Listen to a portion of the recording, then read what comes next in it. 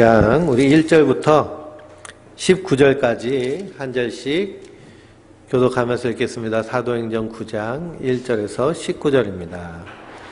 사울이 주의 제자들에 대하여 여전히 위협과 살기가 등등하여 대제사장에게 가서 다메섹 여러 회당에 가져갈 공문을 청하니 이는 만일 그 도를 따르는 사람을 만나면 남녀를 막론하고 결박하여 예루살렘으로 잡아오려 함이라.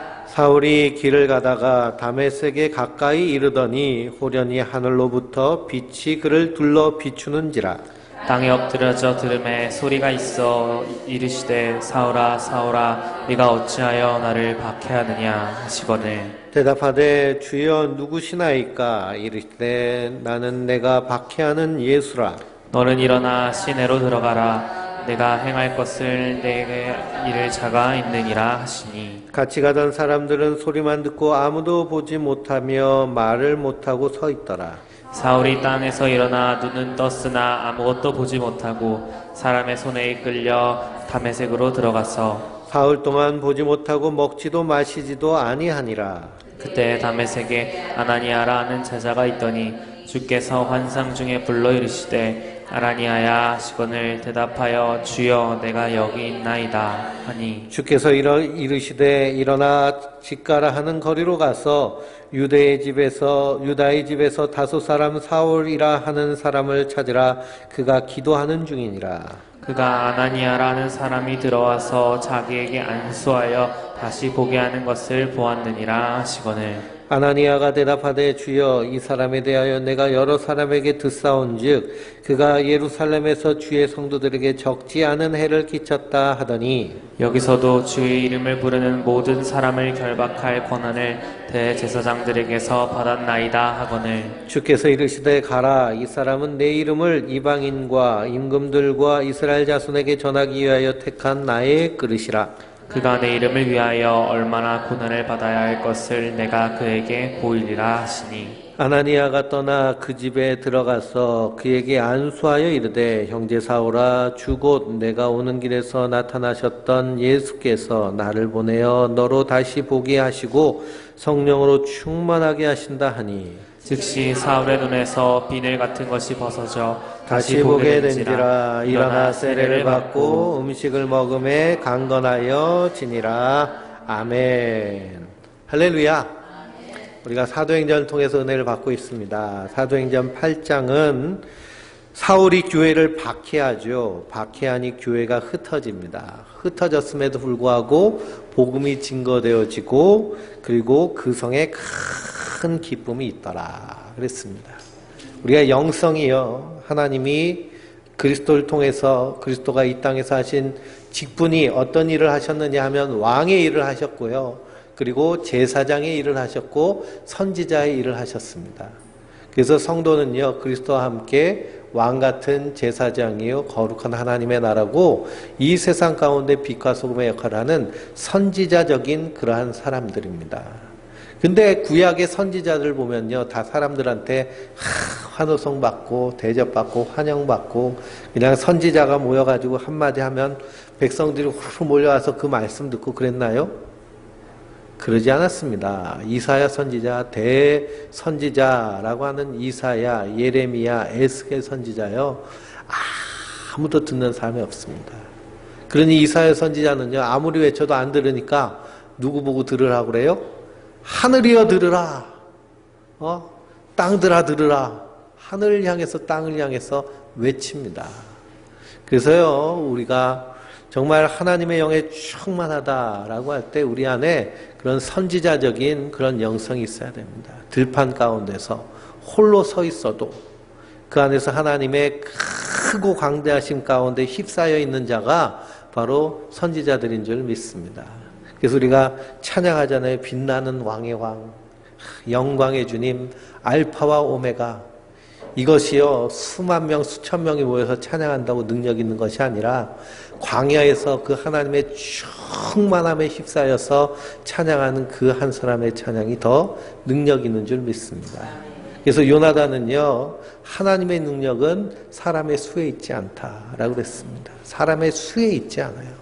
우린 거기에 절대 속아서는 안 됩니다. 세상은 무엇으로 나가느냐? 숫자로 노름으로 나가고 크기 그리고 힘으로 나가는데요. 그런데 하나님의 사람은 이 세상의 것으로 나가는 것이 아니라 하나님 한 분만 의지하고 나가는 자들입니다. 그래서 오늘 고린도후서 말씀에서도 우리가 무명한 자 같으나 유명한 자고 약한 자 같으나 강한 자고 영의 눈이 활짝 열리면요 우리가 이것을 보며 광야에서도 든든히 서 있게 되는 줄 믿습니다. 이런 선지자적인 영성, 그래서 성령이 충만하니 성령 충만함은 말씀 충만으로 드러납니다. 내가 성령 충만하다는 것은요 내 안에서 자꾸만 뭐가 선포되는 거예요? 하나님 말씀이요 증거되어지는 것이 성령 충만입니다. 성령 충만. 그래서 말씀이 선포되는, 그러니 성령이 충만한 교회가 흩어졌다고요 낙심하고 좌절하고 입 닫고 있는 것이 아니라 흩어진 그곳에서 복음이 증거되어집니다. 특별히 빌립 집사님이 복음을 사마리아 성에 증거할 때 놀라운 성령님의 능력이 나타납니다. 성령께서 그 빌립 집사님을 광야로 부르셔서 광야에서 에티오피아 내시를 만나게 되죠. 에티오피아는 구약의 구스 나라입니다. 그래서 이사야서를 통해서 예언한 선지자의 예언이 빌립 집사님을 통해서 응하여진 것을 보게 됩니다. 그러면 하나님의 약속은요 하나도 빠짐없이 응하여지는 줄 믿습니다. 그 약속이 우리의 삶 가운데서도 하나님의 말씀이 응하여지는, 그래서 성도는요 하나님의 말씀을 이루어가는 자들입니다. 그래서 하나님의 말씀이 나의 삶 가운데 이루어가지는 거예요. 이루어가지는 것. 그렇게 일하시는 분이 성령님이신 줄 믿습니다. 그래서 날마다 성령께서 그렇게 일하실 수 있도록 빌립 집사님이 이 에티오피아 내시에게 복음을 증거함으로 말미암아 이 에티오피아는요 아프리카에 처음 복음을 받아들인, 그리고 2000년의 기독교의 역사를 갖는, 그래서 에티오피아에 우리가 여행을 가게 되면 그럼 거기 수많은 고대 기독교의 문명들을 우리가 만나볼 수 있습니다. 그리고 이 아프리카가요 심각하게 이슬람화 되어 있는데 그래도 이 동아프리카 쪽을 이렇게 방어하는 방어벨터 역할을 하는 나라가 바로 에티오피아입니다. 한때는 공산주의 혁명으로 인해서 나라가 극심하게 어려워졌지만 다시 회복되는 모습, 그리고 끝까지 신앙을 지키는 그런 에티오피아의 그 교회의 모습을 우리가 발견할 수 있습니다. 그래서 아프리카 여행을 가면 이 에티오피아를 가면요 마치 성지 순례하는 그런 느낌을 받을 정도로 그렇게 교회가 왕성하게 지금도 이렇게 성장하고 그리고 복음으로 세워진 나라가 바로 에티오피아입니다. 그것을요 하나님이 이미 구약에서부터 예비하시고 준비하신 것을 보면 참으로 놀랍습니다. 그래서 사도 바울은요 그것을 깨닫고 에베소서에 태초에 하나님께서 우리를 예정하셨다라고 선포하는 것입니다. 하나님 미리 정하신 거예요. 그래서 우리 성도는요 하나님의 섭리 아래에 있는 자들입니다. 그러면 그것을 믿는 성도는 날마다 우리의 삶의 선택을요 무슨 선택을 하느냐? 믿음의 선택을 하는 줄 믿습니다. 우리 여기 앉아 계신 우리 성도님들은 늘 하나님 앞에 선택이 됐잖아요. 그렇죠? 오후 예배, 예? 지진이 나고 지구가 무너져도 오후 예배 참석하는 그 믿음의 지경. 그래서 이렇게 오후에는 일 보러 가신 분들 이 믿음의 지경을 주시옵소서 하고 기도해 주시면 감사하겠습니다. 오늘 말씀은요 사울이 다메섹 도상에서 부활하신 예수님을 만나는 장면입니다. 우리가 신앙생활 하면서요 열려야 됩니다. 열려야 돼요. 그래서 예수님이 에바다 하시잖아요. 에바다, 에바다. 열려라. 귀가 막힌 자에게 에바다 하십니다. 믿음은 들음에서 나기 때문에요. 에바다 하는 것인데요. 그래서 말씀은요 그냥 음성으로 들린다고 이렇게 들려지는 것이 아니라 성령께서 감동하여 주셔야 그 말씀이 우리 심령밭에 뿌려지고 자라고 열매 맺게 되는 줄 믿습니다. 그리고 우리가 귀가 열려야 되고 우리의 눈이 확 뜨여져야 됩니다. 그래서 주님께서 실로암 못에 가서 씻으라 라고 하잖아요. 씻으라. 실로암 못에 가서 씻어라. 주님께서요, 이 제자들에게 그리고 사람들에게 자주 묻습니다. 넌 무엇이 보이느냐? 너는 나를 누구라 하느냐?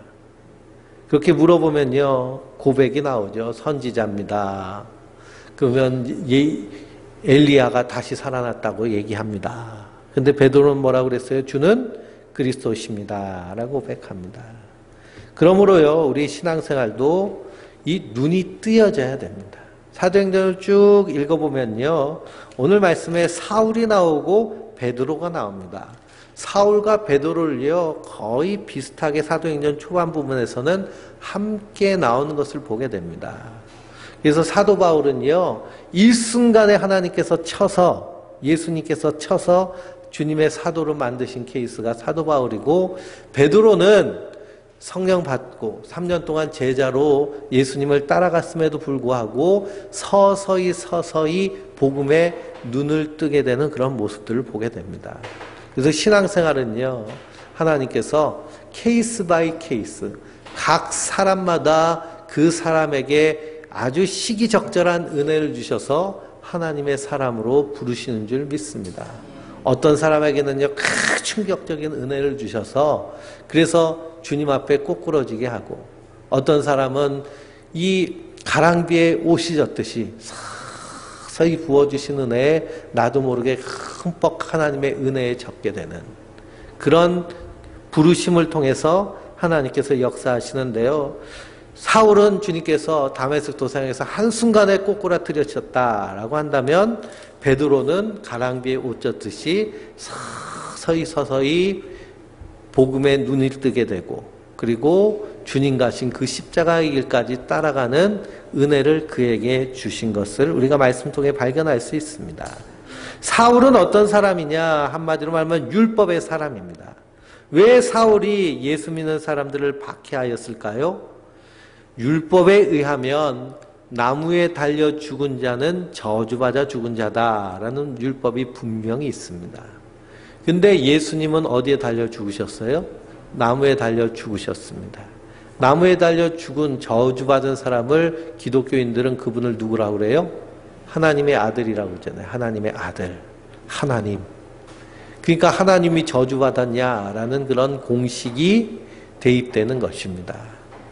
그러니 자기가 죄인인 것을 알지 못하고 그 십자가의 대속의 은혜를 알지 못하면 율법 가운데 있는 자는 어떻게 할 수밖에 없는 거예요? 정죄하게 되는 것입니다. 아니, 어떻게 거룩하신 하나님을 나무에 달린 저주받은 자로 얘기하느냐. 이건 신성모독이다. 그래가지고요, 예수 믿는 사람들을 잡아서 박해하기 시작하는 것이 사울입니다. 그래서 그 열심이 얼마나 심했는지요, 예루살렘뿐만 아니라 다메섹, 지금의 시리아의 수도죠, 다마스커스까지 제사장의 그러한 그 공문을 가지고 가가지고 예수 믿는 사람 잡아오려고 말 타고 가는 길이죠. 그 다메섹 도상에서 예수님께서 그를 만나십니다. 강한 빛과 함께 소리가 들리는데요, 사울아 사울아 내가 어찌하여 나를 박해하느냐 라고 하십니다. 사울아 사울아 내가 어찌하여 나를 박해하느냐. 근데 사울은요, 예수님 박해한 적 있어요 없어요? 없죠. 누구를 박해했을 뿐이에요? 예수 믿는 사람들을 박해한 것입니다. 근데 예수님 뭐라고 그러세요? 왜 나를 박해하느냐라는 것입니다. 나를 박해하느냐. 우리가요, 예수 안에 있다, 그리스도인이다 라는 것은 그분의 몸의 지체로 있는 것입니다. 그러니 깡패가 와가지고 내 손가락을 막 망치로 쳐요. 망치로 그냥 내려쳐요. 그래서 막 아파가지고 그러면 왜 내 손가락을 아프게 하느냐라고 얘기하나요? 왜 나를 아프게 하느냐 그러잖아요. 그렇죠? 마찬가지로 그리스도를 핍박하는 것은 예수님 보시기에 주님 자신을 핍박하는 것입니다. 그래서요, 우리가 두렵고 떨림으로 우리가 믿음의 생활을 할 때에도 항상 조심하고 근심해야 됩니다. 왜 그럴까요? 성도를 향하여서 우리가 넓은 마음을 품지 못하고 분쟁하고 다투고 싸우는 모습, 분열하는 모습은요, 예수님 보시기에 어떤 모습으로 드러나는 거예요? 너 왜 나를 박해하느냐라는 모습으로 드러나는 것입니다. 그러니 이 세상 사람들 자기가 하는 것도 모르고 교회를 향해서 욕하는 그 욕 가운데는 교회가 아무리 잘못했다 하여도 결국 그 욕이 누구에게로 돌아가는 거예요? 예수님께로 돌아가는 것입니다. 그러므로 우리가 항상 두렵고 떨림으로 서야 될 줄 믿습니다. 그래서 예수님이 내가 어찌하여 나를 핍박하느냐라고 하시는 겁니다. 주여 누구십니까? 나는 내가 박해하는 예수다라는 것이죠. 예수다. 이 말을 듣는 순간 그렇게 기세등등하던 사울이요, 어떻게 됐어요? 죽은 자 같이 됐습니다. 죽은 자 같이 됐어요. 죽은 자 같이 엎어져 가지고, 그래서 눈을 떴으나 아무것도 보지 못하고 사람 손에 끌려 다메섹으로 들어가니 아무것도 먹지도 못하고 마시지도 못하고 죽은 자처럼 된 것이 바로 사울의 모습입니다. 그렇게 위세당당하던 사울이 주님께서 사울아 사울아 부르시니 완전히 땅에 엎드려서 맹인이 되어버린 것이죠. 이러니 부활하신 예수님을 만난다라고 할 때 부활하신 예수님을 죄인이 만나게 되면 어떻게 되는 거예요? 사울처럼 되는 것입니다. 그런데 요한계시록을 읽어보면 예수님의 제자 사도 요한도 주님의 품에 기대었던 자입니다. 가장 사랑받는 제자. 그래서 사랑의 제자 요한 그랬는데요. 그가 환상 가운데 주님을 뵙고서는 엎드려져서 어떤 사람처럼 됐어요? 죽은 자처럼 됐습니다. 죽은 자처럼. 그러니 하나님 앞에 선 자는요, 다 어떻게 되는 거예요? 죽는 겁니다. 죽는 거예요. 누가 살려주셔야 돼요? 예? 하나님이 우리를 살려주셔야 돼요.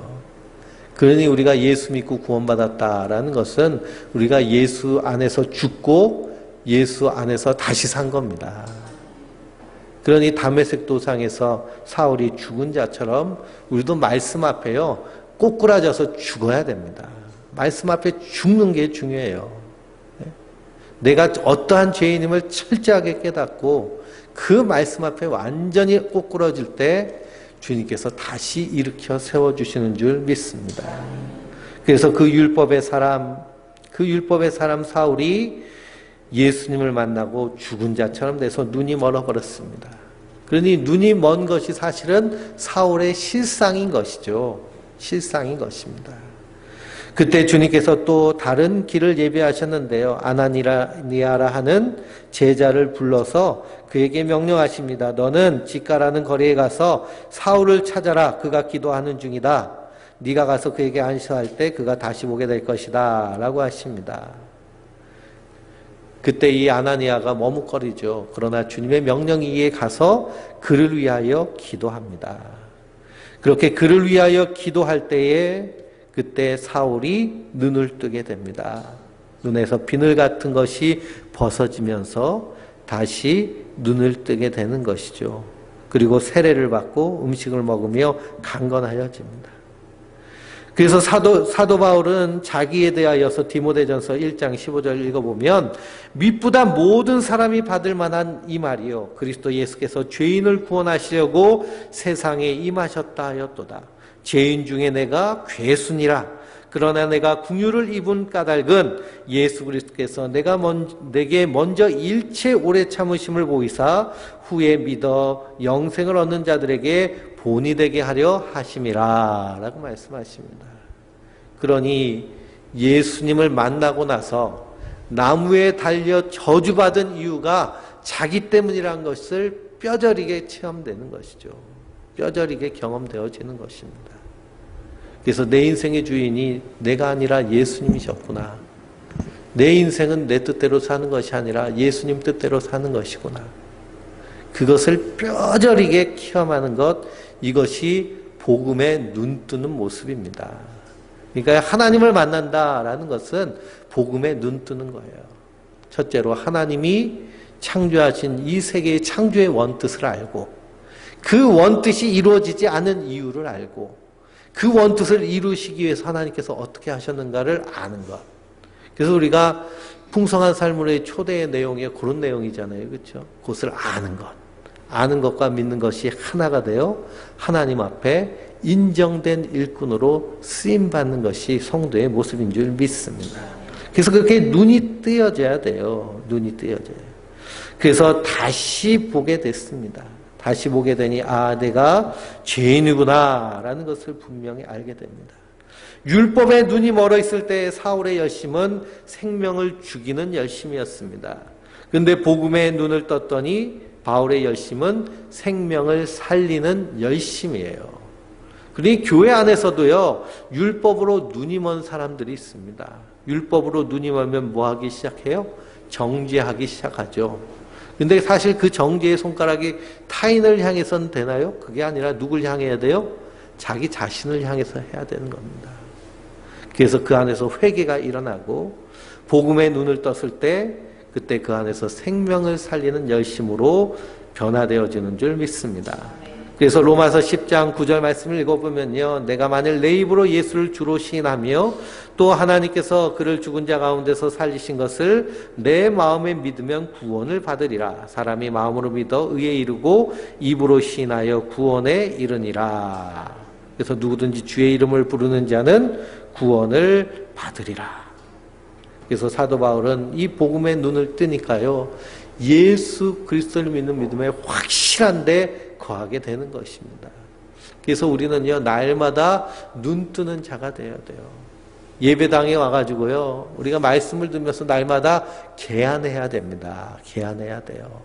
눈에 있는 거물거물한 것을요, 이렇게 눈을 많이 사용하면요, 눈에 이제 끼잖아요. 그 백내장이라고 그럽니다. 그러면 이제 한 번씩 뭘 해요? 레이저로?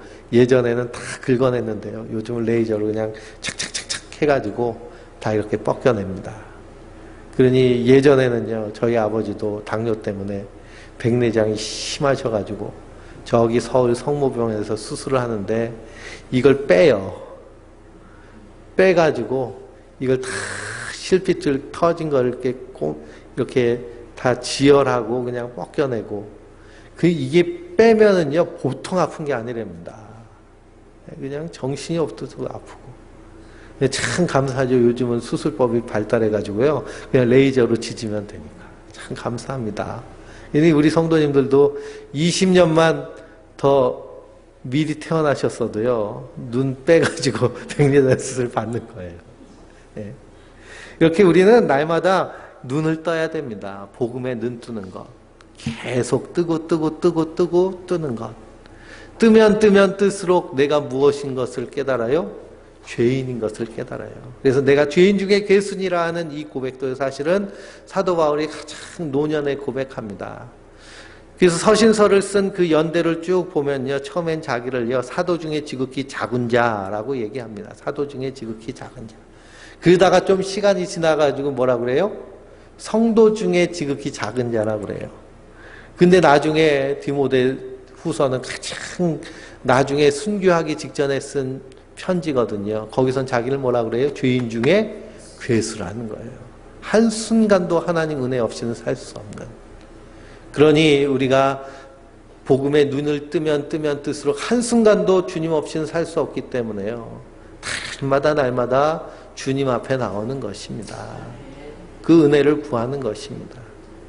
그러니 새벽에도 주일 오후에도 수요일도 금요일도 한순간도 살 수 없어 주의 전에 나오는 자들, 그것이 우리가 자꾸 눈을 뜨고 있기 때문이다.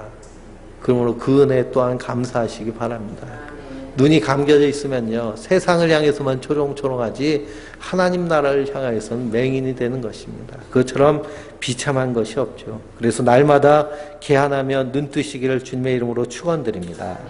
그래서 이 사울이요, 세례를 받고서는 그리고 한 것이 무엇이냐, 우리 20절부터 25절까지 한 절씩 교독하면서 읽겠습니다. 사울이 다메섹에 있는 제자들과 함께 며칠 있을새 즉시로 각 회당에서 예수가 하나님의 아들이심을 전파하니 듣는 사람이 다 놀라 말하되 이 사람이 예루살렘에서 이 이름을 부르는 자를 멸하던 자가 아니냐 여기 온 것도 그들을 핍박하여 대제사장들에게 끌어가고자 함이 아니냐 하더라. 사울은 힘을 더 얻어 예수를 그리스도라 증언하여 다메섹에 사는 유대인들을 당혹하게 하니라. 아멘. 이게 하나님이 일하시는 방법입니다. 사냥꾼을요 바꾸셔서 사냥감으로 삼으시는 것이죠. 그러니 핍박하러 온 자가 예수님 증거하니까 사람들이 얼마나 깜짝 놀라겠습니까? 그러나 그런 일이 있으니 이 사울을 죽이려고 하는 겁니다. 23절부터 25절입니다. 여러 날이 지남에 유대인들이 사울 죽이기를 공모하더니 그 계획가 사울에게 알려지나 그들이 그를 죽이려고 밤낮으로 성문까지 지키거늘 그의 제자들이 밤에 사울을 광주리에 담아 성벽에서 달아 내리니라. 아멘. 그러니 다메섹 갈 때는요 핍박하려고 말 타고 제사장의 조서를 가지고 공문을 가지고 말 타고 얼마나 위세당당하게 갔겠습니까? 그러니 참 강한 자로 갔는데요 예수 만나고 나니까 이 광주리에 담겨가지고 도망갈 정도로 약한 자가 됐습니다. 그러니 세상을 향해서는 약한 자처럼 보이지만 실상은 어떤 자가 된 거예요? 복음 안에서 강한 자가 된 것입니다. 성도도 그것을 보면은요 낙심하지 않습니다.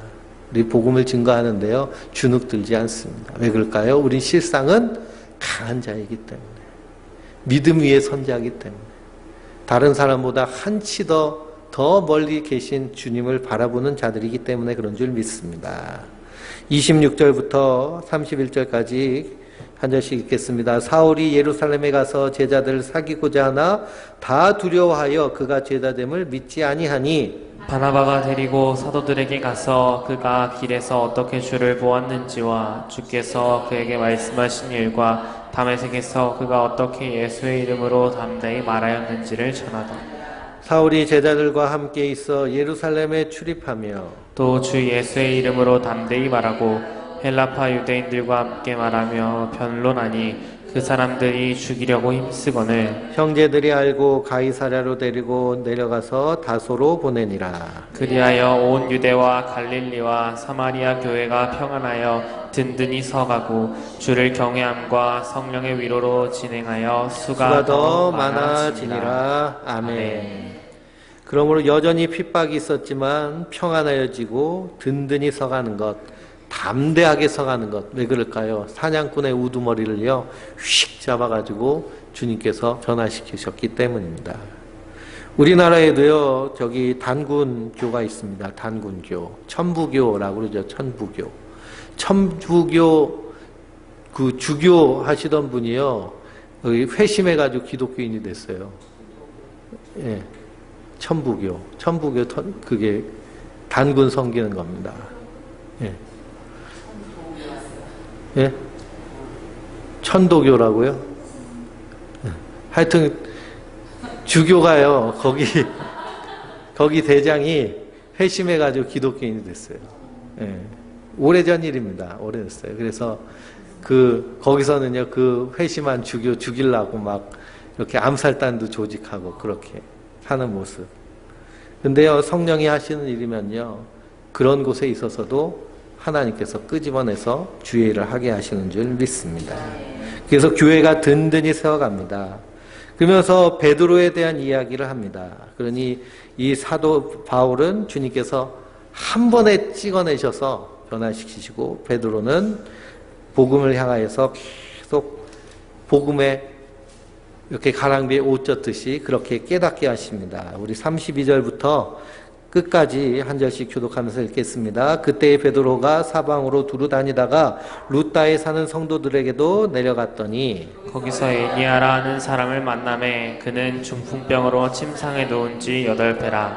베드로가 이르되 에니아야 예수 그리스도께서 너를 낫게 하시니 일어나 내 자리를 정돈하라 하는데 곧 일어나니 루다와 사론에 사는 사람들이 다 그를 보고 주께 돌아오니라. 요빠에 다비다라 하는 여제자가 있으니 그 이름을 번역하면 도르가라. 선행과 구제하는 일이 심히 많더니 그때 병들어 죽음에 시체를 씻어 다락에 누이니라. 루다가 요빠에서 가까운지라 제자들이 베드로가 거기 있음을 듣고 두 사람을 보내어 지체 말고 와달라고 간청하여 베드로가 일어나 그들과 함께 가서 이르매 그들이 데리고 다락방에 올라가니 모든 과부가 베드로 곁에 서서 울며 도르가가 그들과 함께 있을 때 지은 속옷과 겉옷을 다 내보이거늘 베드로가 사람을 다 내보내고 무릎을 꿇고 기도하고 돌이켜 시체를 향하여 이르되 다비다야 일어나라 하니 그가 눈을 떠 베드로를 보고 일어나 앉는지라. 베드로가 손을 내밀어 일으키고 성도들과 과부들을 불러들여 그가 살아난 것을 보이니 온 요빠 사람이 알고 많은 사람이 주를 믿더라. 베드로가 요빠에 여러 날 있어 시몬이라는 무드장이 집에 머무니라. 아멘. 그래서 베드로가 루다에 사는 애니아라는 여제자를 고치고 그리고 요빠에 사는 도르가라는 이 여제자를 또 살립니다. 성령께서 역사하시는 것이죠. 그래서 증거되어지는 것이 누구예요? 예? 예수님이십니다. 그래서 증거되는 것이 예수님. 아까 그 교주가 이렇게 회심한 종교는요, 대종교래요. 이름이 대종교. 예, 대종교. 그래서 성령의 역사가 일어나는 곳에는요, 예수님이 증거되어지는 겁니다. 베드로가 영광받는 것이 아닙니다. 그래서요, 성령이 역사하셔서 병이 낫고 사람이 살았는데 예수님이 증거되지 않고 사람이 신격화되면 그건 성령의 역사를 통해서 마귀가 역사하는 것이죠. 그러니 우리가 항상 깨어서 성령 안에서 복음이 증거되어지는 것, 이것이 주님 가장 기뻐하시는 일인 줄 믿습니다. 그러기 위해서 사도 바울을 부르시듯이 바로 저와 우리 성도님들을 부르신 줄 믿습니다. 그 하나님의 일을 함께하는 자라는 그런 사명에 굳게 서서 그래서 한 주간도 믿음으로 승리하는 하나님의 사람들 되시길 주님의 이름으로 축원드립니다.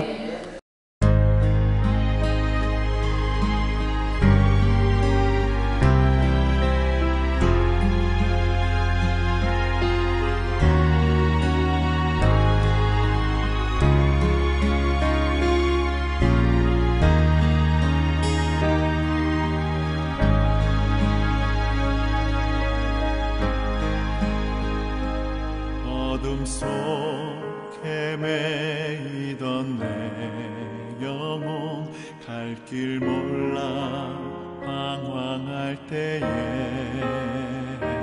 주의 십자가 영광의 그 빛이 나를 향해 비추어 주셨네. 주홍빛보다 더 붉은 내 죄 그리스도의 피로 씻기어 완전한 사랑 주님의 은혜로 새 생명 주께 얻었네. 은혜